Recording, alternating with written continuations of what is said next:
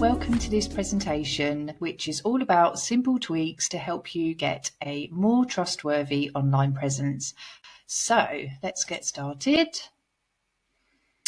So a polished brand makes you look professional, it builds trust, and it gives you more chances to sell. So when you have a polished brand, it helps you to look more professional. It helps you to build trust with your audience, and when your audience trusts you, they're more likely to buy from you. So my name is Rosie. I am a brand designer turned branding coach. Before that, I had a handmade business for many years, and I wholesaled my products internationally as well. When I the first few years of having my handmade business, I really struggled to get consistent sales. I was constantly dealing with people trying to haggle me down on price, and it was just a real struggle to start to get consistent sales. And it wasn't until that I sort of professionalized my online presence, and I'm not talking about all in one go, I did it in steps, but, over the course of time of me making my online presence look more professional and my branding more professional, I began to attract more sales and more opportunities opened up for my business. So as I slowly evolved my brand, my online presence to look more, more aligned to me, more aligned to my brand, and more consistent and professional looking, it started to give me new opportunities in my business. So today you will learn some simple tweaks to help polish your online presence, make it easier for people to understand what you have to offer, and hopefully feel more confident showing up online. So they're all very simple tweaks that you can apply easily into your business, just to help you kind of elevate your online presence and, make attracting those sort of ideal clients to you more easy. So before I carry on, what are the actual benefits to doing all of this? So what you'll gain from these simple tweaks is you will look more professional and trustworthy. It will make it easy for your customers to actually buy from you. You will attract, hopefully, you might start to attract higher quality clients, and you'll start to stand out from your competitors and, start to build a more recognizable brand. And hopefully you'll feel more confident sharing your business online. So step number 1 is you want to keep your photos nice and simple. So how do you keep your photos simple? So when you are taking photos or sourcing photos for your business, you want to choose images that are nice and clear, that are bright, and that have a consistent look. So you want all of the photos that you use within your business to have the same sort of style and the same kind of look. You want to avoid too many props, dark lighting, and cluttered collages. So when you're sharing your products, you want to, really showcase that product and really show it off. So you don't need to have lots of design details and graphic elements. You just want to really showcase that beautiful product so that people can clearly see what it is and hopefully buy it. You also want to stick to the same lighting and the same background style. So when you are, using backgrounds for your product photography, you want to ensure that those backgrounds are, similar or the same in all of your photos, because it just helps your brand to look more cohesive. As a handmade seller, you will be showcasing photos of your products all the time, and you want those photographs to all look consistent, because that helps your brand to look cohesive and consistent, and that helps to build trust in your audience. So next up, step 2 is you want to have consistent photography. So like I said before, keeping that consistency. So how to have consistent brand photography? You want to choose a style. So whether it's light and airy or colourful and bright, try to stick to the same style of photography. Use consistent backgrounds. So keep your background simple and similar, like I said before. You want to have consistent editing. This is where some people come unstuck, is they try all sorts of different filters and all sorts of different edits in their photos every time they take a new batch of photos. And again, this kind of, creates an online presence that looks a little bit messy sometimes and a bit confused. So try to stick to the same editing style as well.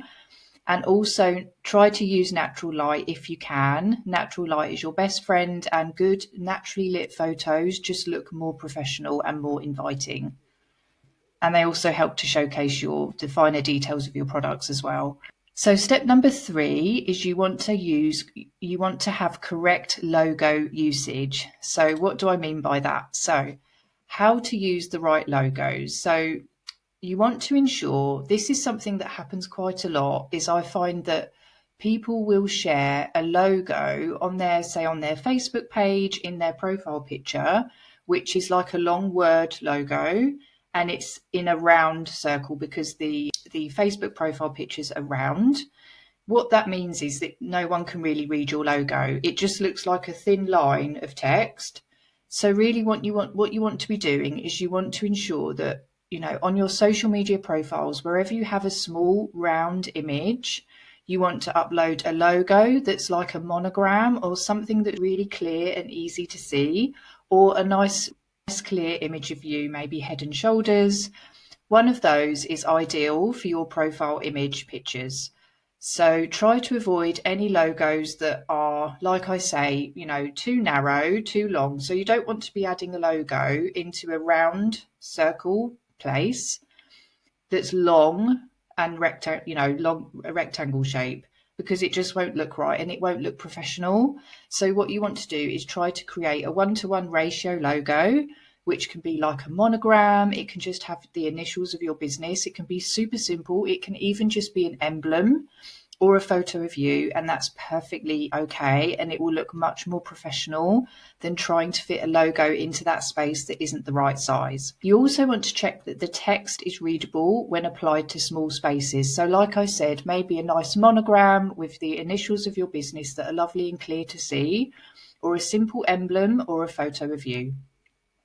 You want to ensure your logos match your brand and your brand style. So they need to align with the products you sell. It needs to align with, your business as a whole. And you also want to make sure that the logos you create complement each other too. You also want to ensure that your logos complement your brand fonts and your brand colors. And another tip is you only need to have 2 simple logos for your business to begin with. So you want to have, like I said before, a square-based logo, which is like a 1-to-1 ratio. And also you want to have a long worded logo, which is just, the name of your business typed out in whichever fonts that you want to use. Those are the 2 logos that you actually need for your business, and all big businesses have these 2 styles of logos, and then you can always create more logos after that are more elaborate and more detailed, but those are the 2 basic logos that you actually need. So it's super simple.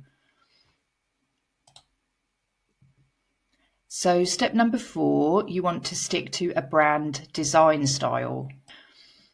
Your design style for your brand. This is where I really struggled the first sort of maybe up to 4 years of my handmade business. I couldn't decide on a style for my business. I loved all the different styles. I remember at that time it was the hipster style that was in fashion. It was a really long time ago. I also really loved the boho look. I loved the vintage look. I loved the modern look. I loved all the different styles. And it wasn't really until I actually honed in on one particular style that I started to see sort of more success in my business. So you want to really choose a design style that really feels natural to you, that you feel very, very drawn to, and that you feel like you won't get bored of, and try to avoid trending styles as well. So try to think of a style that you always love. Another way to figure this out is to imagine what your dream home would be decorated like. That can give you a hint to the sort of style that you would be able to stick with for a long time. So keep it consistent. Once you've chosen your design style for your brand, you want to use the same fonts, the same colors, and the same graphics in that style as well. So you want the fonts to match that style, you want the graphics to match that style as well, and the colors. So say, for instance, you choose to have a very elegant and timeless look for your business. You want to choose colours that also help to make your brand look elegant and timeless. You don't want to be going for really bold neon colours or anything like that. You also don't want to mix styles as well. So avoid mixing too many different styles, because this can make your brand look messy and confused. And this also happens when we're using templates as well to create our social media graphics and things like that. There are so many different templates to choose from. And sometimes we'll pick a template because we like how it looks, but it might not actually suit our brand. So be very choosy about, the kind of templates that you use and the graphics and the design elements that you use as well. And when it comes to templates, once you have found some templates that you love, just keep reusing them over and over again. So once you've designed a template, say in Canva, that you love to use for, say, your reels or your stories or your images that you share on Facebook, just keep reusing them over and over again. You can change the photos, you can change some of the colors, but when you use consistent styles and consistent designs over and over again, it doesn't make your brand boring. It makes your brand feel trustworthy, and it makes you look like you know what you're doing. Because when you are consistent in all that you do, when it comes to your online presence, people start to recognize you and people start to remember you as well. So don't be afraid to reuse your designs. So step number 5, you want to limit your background colors. So when I'm talking about background colors, I mean background colors on your website, background colors on the graphics you share online for social media, your email headers, your packaging, everything like that. You want to be very consistent with your background colors. So you want to choose 3 different background colors for your website and your social media backgrounds, and any other things that you design for your business. You want one that's a light color, you want one that's medium, or it could also be a light color, and you want maybe one darker or medium color, so that you've got a little bit of contrast and a little bit, of variety to play with, because sometimes you might want to use lighter text over a background color as well. So now, when it comes to choosing background colors, you want them obviously to be in your brand colors as well. So pick 3 of your favorite brand colors and use those as your background colors for whenever you design anything sort of digitally for your business. So social media graphics, packaging design, email headers, anything like that, and for your website. You also want to create contrast, so you want to use light backgrounds for dark text and vice versa. You want to try to avoid clashing graphics. So avoid using too many different colours that clash within your design. Simple is always best. So I always try to stick to 2 to 3 colours, absolute max, per design when it comes to the main colours of a design for anything that I share online and on my website. Consistency. So here is a tip. Once you have found the perfect colours for your backgrounds, use them consistently. So you might have noticed there's a theme here. When it comes to having a brand, an online presence that is, very cohesive, very professional looking, you will find that those kinds of businesses are very, very simple in their design. So, it's all about sticking to a core set of colours, a core set of backgrounds, a core set of design elements that you use, and using those consistently over and over again.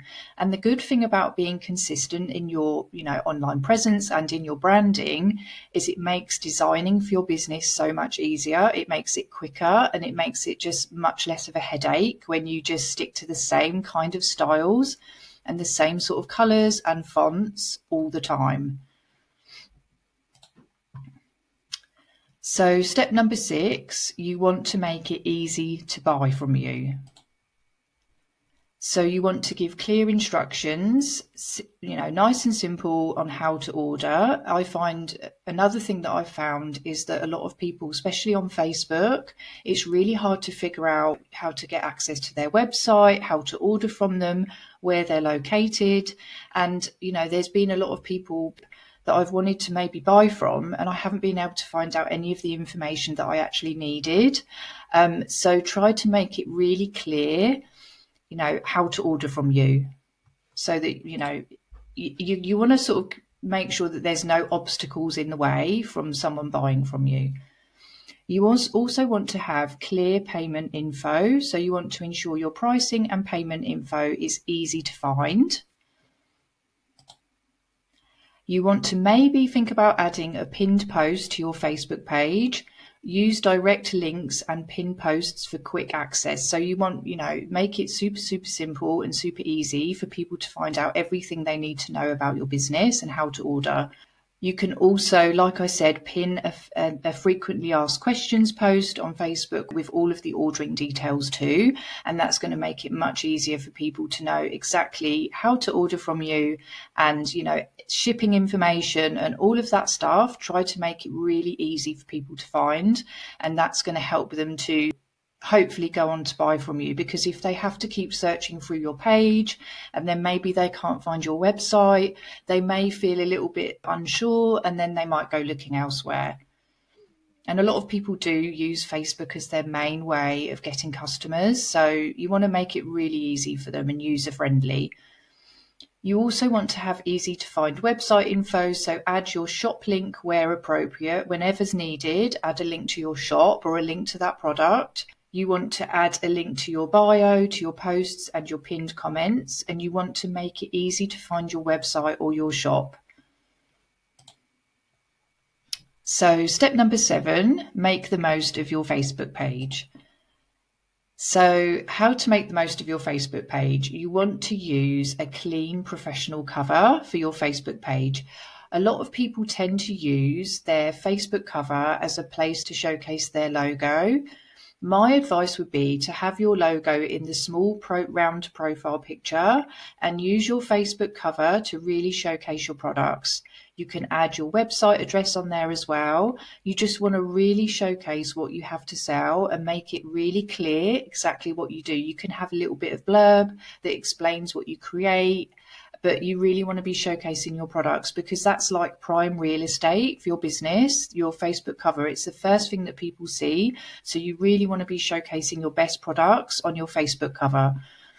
Your profile image. So like I said before, you want to use a square 1:1 ratio logo or a circle logo or a photo of you as your profile picture. So if you don't have a suitable, logo to fit into a round space, a nice picture of you is always really good. Some people like to put, pictures of their products in their profile picture. I would advise instead having a picture of you or your logo and then showcasing your products in that nice big Facebook page cover. You also want to have clear info. You want to have clear contact details, a clear location, and clear order info as well.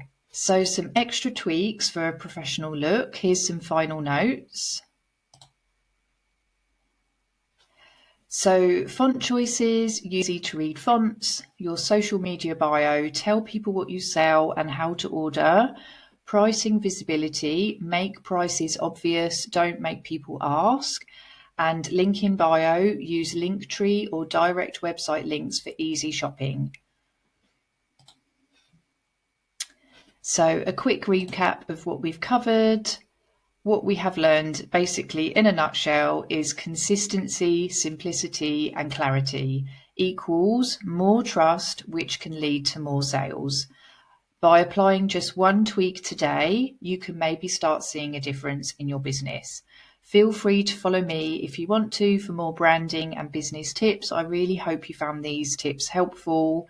And also let me know if you have any questions. I'll be happy to answer any questions that you might have. Before you go, I do have a branding course, which is called the Timeless Brand Society, and it's a complete branding system for absolute beginners, right through to people who are looking to elevate their brands even further.